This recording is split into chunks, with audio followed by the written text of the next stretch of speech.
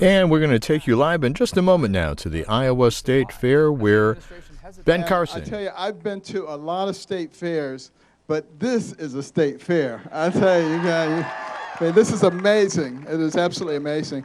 Wonderful people, wonderful food.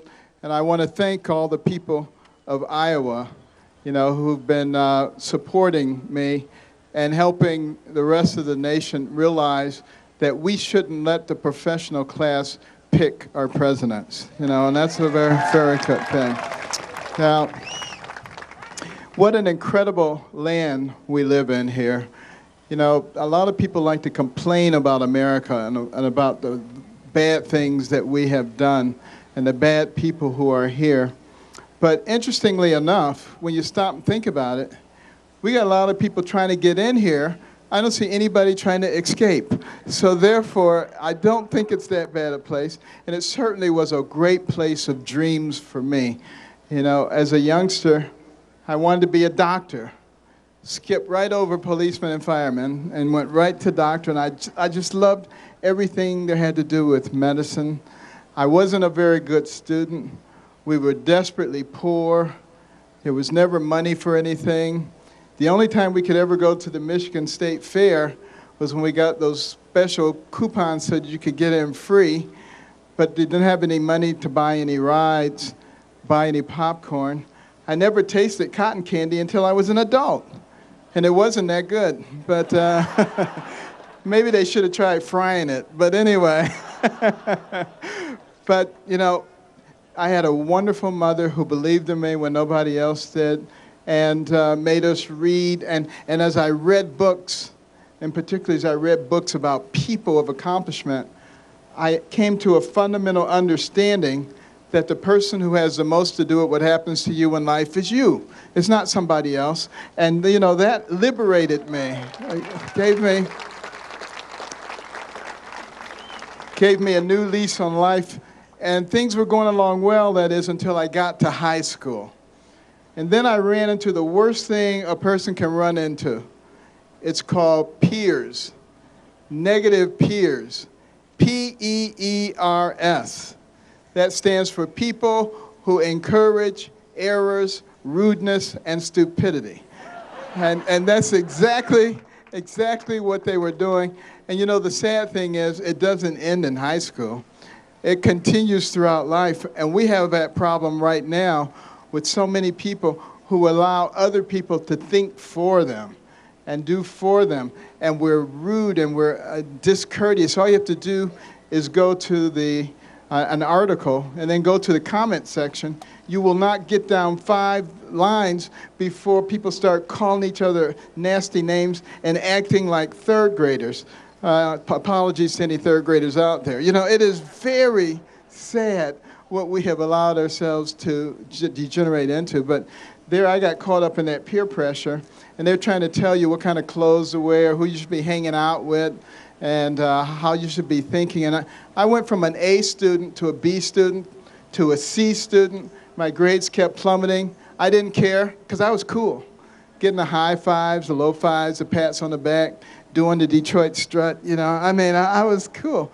And fortunately, I only wasted 1 year before my mother was able to get me to understand that it wasn't what you wore on the outside, it's what you had up here that made the difference. And I got back on the right track, and I was an A student, and the guys were calling me nerd and Poindexter and Uncle Tom and every name you can imagine. But I would always shut them up by saying, let's see what you're doing in 20 years, and let's see what I'm doing in 20 years. And they must have believed me, because when I graduated from high school, they all voted me most likely to succeed, which means they knew what was important. They were too lazy and trifling to do it themselves, and they wanted other people with them. Misery loves company. But when I got back on the right track, I had a goal. I wanted to be a contestant on my favorite TV show, which was GE College Bowl. Anybody remember GE College Bowl? Yeah, okay, there's some old people here. It was cool. It came on every Sunday, and they had 4 contestants on each team, 2 different colleges, and they would ask questions about science, math, history, geography. I was really good in all that stuff, but they would also ask questions about classical art and classical music. Now, there was no way you were going to learn any classical art or classical music at Southwestern High School in inner city Detroit. I mean, in my high school, if you said something about Van Gogh, they would have said, put gas in it, the van will go. I mean, they had no idea what you were talking about. So I just made the executive decision. I would get on the bus day after day, week after week, month after month, and travel down to the Detroit Institute of Arts, roam through those galleries until I knew every picture, who painted them, what period it represented, listening to my portable radio, Bach, Telemann, Mozart. Kids in Detroit thought I was nuts. A black kid in Motown listening to Mozart. You know, I tried to convince them that the Mo in Motown was Mozart, but nobody was buying it. And I even determined which college I was going to attend based on that show. I was going to apply to the college that won the grand championship in college ball because I only had enough money to apply to one college. Well, the grand championship was between Harvard and Yale. And Yale demolished Harvard, so I didn't want to go to a school with a bunch of dummies. So, you know, I applied to Yale, and fortunately, they accepted me with a scholarship. And I was gung-ho. I was going to be a contestant on College Bowl. But the year I went there was the year that College Bowl went off the air. I know, it's a sad story. But, you know, but years later, when I decided I wanted to be a neurosurgeon, I said, well, what's the best place for neurosurgery? The place most well known was Johns Hopkins. Cushing, Dandy Walker, all the famous names. The only problem is they only took 2 people a year out of the top 125 applicants. So how was I going to get to be one of them? Well, when I went for my interview, the fellow in charge of the neurosurgery program was also in charge of cultural affairs at the hospital. So we talked a little bit about medicine and neurosurgery. Somehow the conversation turned to classical music. And we talked for over an hour about different composers, conductors, orchestras, orchestral halls. The man was on cloud 9. There was no way he wasn't taking me in the program because he had to have somebody to discuss this stuff with. You know, and I tell young people all the time how important it is, how vitally important it is to learn everything, because you never know what doors will be opened for you.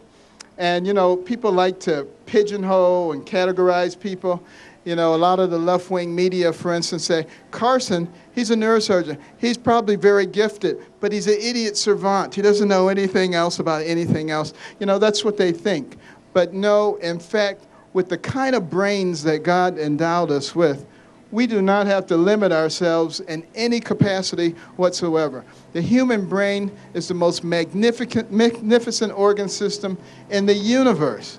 I mean, it remembers everything you've ever seen, everything you've ever heard, can process more than 2 million bits of information in 1 second. How many people remember your birthday? Let me just see your hand. Okay, you haven't eaten too much fried food. Okay, this is good. Now, what did your brain have to do for you to respond to that question almost immediately? Just to give you an example of how complex your brain is.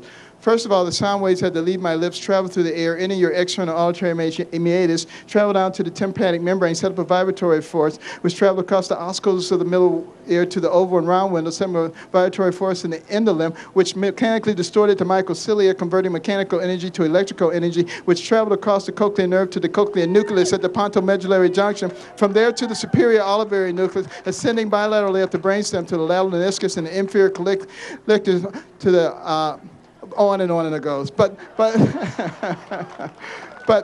the point being, your brain is so sophisticated and so many things happen for you to do almost nothing. So can you imagine what the human brain can do if you really concentrate on it? And I believe that we, the American people, have the ability to solve the many problems that face us.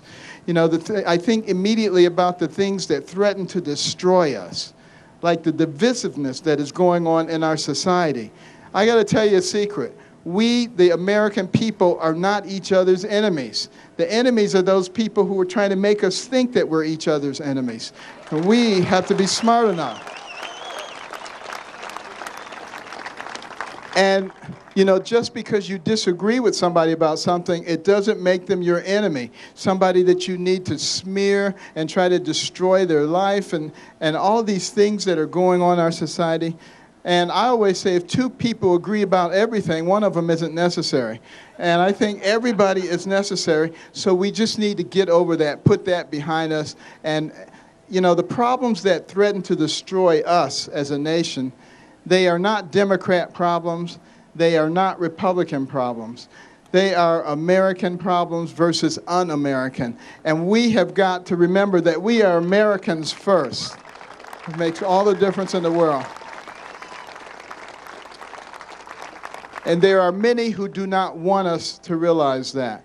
The other thing that we can easily solve with our complex brains are the fiscal problems that face us. We are in the process of destroying the future for the next generation. You know, I spent my whole professional career looking out for the welfare of children. And believe me, I was looking forward to retirement and putting my feet up, but I really couldn't, knowing what was going to happen to their future if we continue down the same route. And I got to tell you, it's been both Democrats and Republicans who have been blowing up the budget and destroying the future for our young people. You know, we hear about the national debt, $18.5 to $19 trillion. I mean, we can say those numbers, but do we understand what they mean? Just back it up to $18 trillion. To pay off $18 trillion at a rate of $10 million a day, 365 days a year, it would take you more than 5,000 years. And that's what we are putting on the backs of our young people. And as Thomas Jefferson said, that is immoral, and we have to stop doing. But I got to tell you something, that's the good news, okay? The real problem is the fiscal gap. When you go home today, please look up the fiscal gap. That is the unfunded liabilities that the government has, Social Security, Medicare, Medicaid, all the governmental programs, all the stuff that we owe going forward, versus the revenues we expect to collect from Texas and other revenue sources. Those two numbers should be virtually identical if you're responsible. You bring it forward to the day's dollars, and they're not the number together, it's called the gap. That's the fiscal gap. That number now sits at $211 trillion. Okay, that is a staggering amount. Now, I announced that when I made my announcement for running for president in Detroit. And the next day, left-wing media came out and said, see, we told you Carson doesn't know anything about economics. What is he talking about, this fiscal gap? He's crazy. But the day after that, Forbes came out with an article that said 17 Nobel laureates and 1,200 economics professors agree with Carson. Well, that kind of put a stop to that. But the fact of the matter is, the only reason we can sustain that kind of debt is because we can print money, which we are doing irresponsibly, and that is a privilege that generally goes with the #1 economy in the world, which we have been since the 1870s until very recently, last year, when China took over. And how much longer will it be that we can print money? Because if we can't, and we have that level of debt, guess what's going to happen? It will be much worse than 1929 and the stock market crash. It'll be horrible. And you know, you never hear any politicians talking about this. But I'm not a politician, so I can talk about it. Because you see, they want to get reelected, and I want to save our nation. And I think together, using our brains, we can save our nation. And you know, one of the really cool things that I learned as a neurosurgeon, one of the cases of conjoined twins that we were doing, you know, they were joined at the top of the head facing in the same direction. And I made an executive decision. We had the #1 neurosurgery department in the country with people who were terrific in vascular neurosurgery and skull-based neurosurgery and tumor tissue separation. We had a whole host of the best of the best. And rather than me just doing the operation and getting the credit, I got 18 of the neurosurgeons involved, and we slotted them in when we got to the part of the operation where they would be the expert, and we were literally 10 hours ahead of schedule. That's what can happen when you don't care who gets the credit, you just want to solve the problem. And that's what we need to do now. You know, I've been fortunate enough to meet all kinds of incredible people, just amazing people in this country, and they are willing to help. They're willing to help turn our government from an inefficient behemoth to something that operates like an efficient business. That's what we have to do. You know, you may not know this, but I spent many years in the business world. 18 years on the board of Kellogg, 16 years on the board of Costco, as well as starting a national nonprofit and being the chairman of the board of a biomedical group. So, you know, I've had a lot of experience, but what that experience has taught me is that there are a lot of people who are truly geniuses when it comes to business and running things, and they are willing to help us, and there are people in other areas. And we have to take advantage, because that's what it is. That's why we're called the United States of America, because we have so much talent. And if we focus it in the right way and stop worrying about me being right and you being right and my way or the highway, we will be a very different nation. And lastly, let me just say, we have to stop listening to these people who tell us that we cannot talk about God, we cannot talk about our faith. I wonder,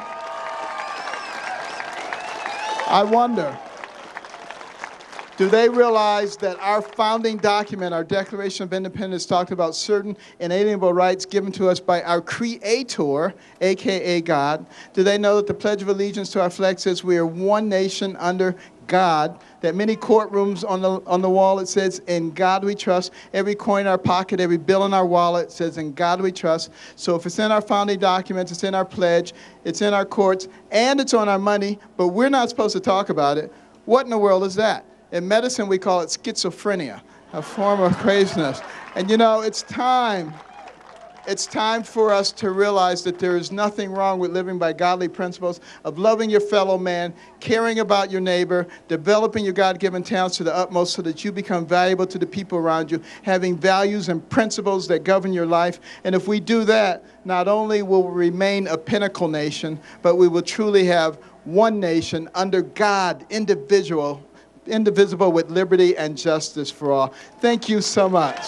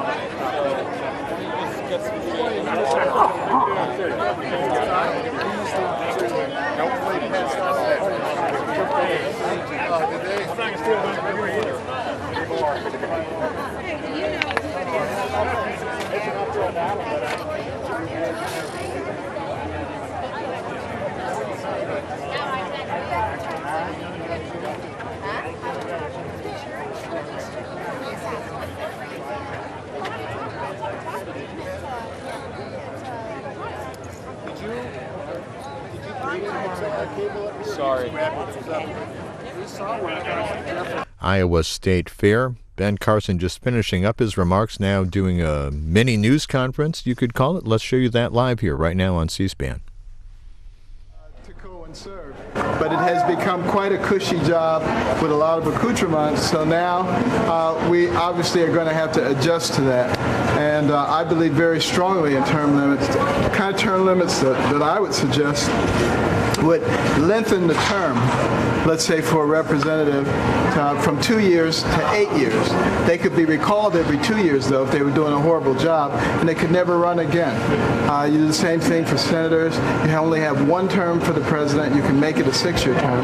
But because when people get in and they start running for office the very next day, you know, it really doesn't make any sense. And I believe it should extend to judges also. You know, when we put lifetime limits in for judges, the average age of death was 46. 1997. Well, obviously that has increased quite significantly since then, and we need to also have some judicial oversight of the appropriate type so that we don't hamper their independence, but at the same time we don't have a system where we have an oligarchy where a few people are making decisions for everybody. It was never intended to be that way. What about the Supreme Court? Should they have term limits? The Supreme Court is one of the ones I'm talking about. Yes, they should have term limits, absolutely. Dr. Carson, do you have a plan to fix the criminal justice system? Well, that's a big question. The criminal justice system is huge. And, the prison industry, and that's what it is, one of the biggest and fastest growing industries we have. We have 5% of the population of the world, but 25% of the inmates. So that tells you that there's something wrong. One of the things we do is we put people in prison who have done things that are not violent and don't require that they be sequestered away from the rest of the population. But what happens is they go to the prison, which is like a university for criminality, and the next thing you know, they let out, and now they've got relationships that lead them into a life of crime and violence. We obviously are going to have to examine that very carefully and find better and different ways to punish people who don't need to be in the prison. You talked about the fiscal gap. How would you close that gap? Okay. How would I close the fiscal gap? Specifically. There are a number of things that have to be done. Recognize, first of all, that we have the most powerful economic engine that the world has ever known. Now, and a good example of somebody who did close the fiscal gap is Italy. A few years ago, they were in the same boat as Greece, but they had the courage to dramatically raise the retirement age and cut the retirement benefits by 40%. A little draconian, and the people were not very happy, but they recognized where they were going without doing that. Well, the only reason that we can do it is because we can print money, and we're going to be in terrible shape, even worse shape than they are, because there's nobody who can bail us out. Now, what do we have? We have enormous amounts of energy that we can utilize in an appropriate way, but we have these archaic energy exportation rules that prevent us from doing it. We now have the ability to liquefy natural gas, which means it can be exported.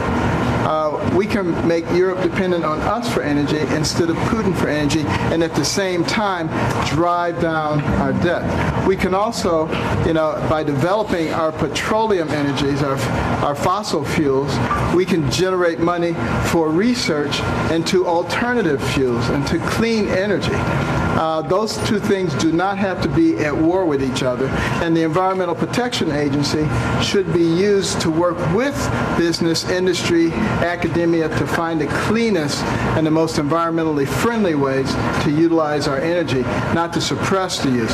That will help tremendously. We have to do smart things like looking at the fact that we have the highest corporate tax rate in the world, in the developed world. And of course that's going to drive business out of here. But I would do a 6-month hiatus tax-free so that they could repatriate the over $2 trillion that's sitting over there. The only stipulation I would make is that 10% of it had to be used for job creation for people on welfare and people who are unemployed. You want to talk about a stimulus that doesn't cost us 1 penny and does us a tremendous amount of good, but it also begins to get our businesses, our corporations, in the mindset of recognizing that the people around them are resources. And they're resources that need to be developed because we only have 330 million people. China has over 1 billion. India has over 1 billion. We can't afford to waste any of our people, and we have got to begin to develop them. We've got to develop all of our young people, change our mindset about that, because for everyone that we can keep from going down that path of self-destruction, that's one less person we have to be afraid of, protect our family from, pay for in the penal system or the welfare system, one more tax-paying, productive member of society who may discover a new energy source or the cure for cancer. cancer. So we need all of our people, and we need to work in such a way that the progressives will not be able to drive wedges between people, because we're all working for the same kind of goal. Those are just a couple of things. Obviously, we need to work with our tax system.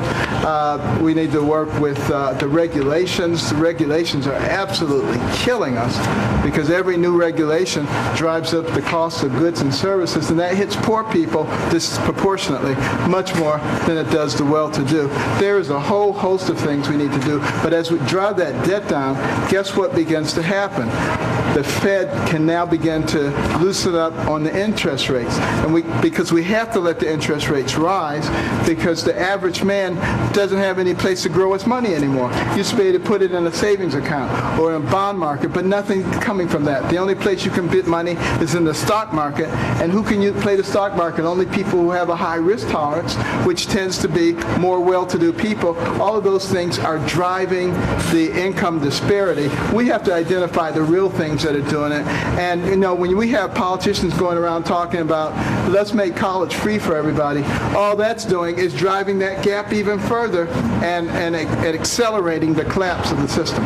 Dr., you spoke earlier today about ending all subsidies if you get into office. Can you share a timeline for something like the ag industry in Iowa, how long it would take for that to be fully in effect, and the specifics of that? Well, I think you want to do it over probably a 10-year period, because particularly when you're talking about renewable fuel standards and things, there are a lot of promises that have been made that really extend all the way out to 2022, and people have made plans based on those kinds of things. So you can't just pull the rug out from under people. It's the same kind of thing when I talk about welfare reform. A lot of people think I want to get rid of all welfare. I don't want to get rid of all welfare.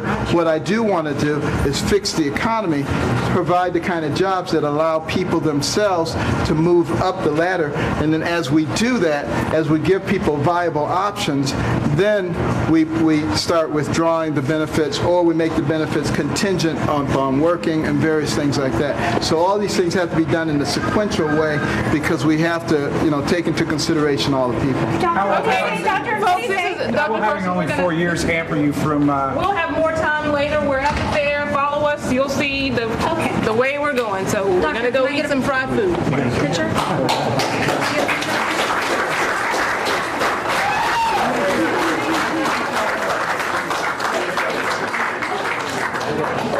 Dr. Carson, voice of the moderate. Can I please take a picture? I represent moderate women that are leaning away from Hillary. Do you have any comment for us?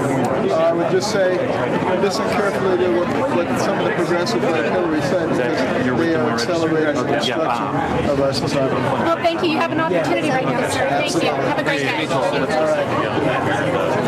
Thank you, Dr. Carson.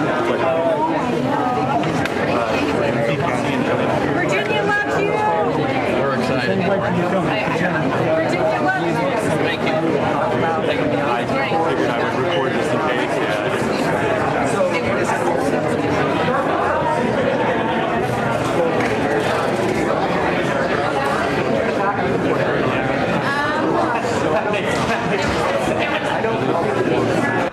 So there you saw Dr. Ben Carson in Des Moines, speaking with reporters back outside now, and we'll show you that stage, the candidate soapbox sponsored by the Des Moines Register, just a minute or so away from former New York Governor George Pataki. I'm the leading state sponsor of terrorism.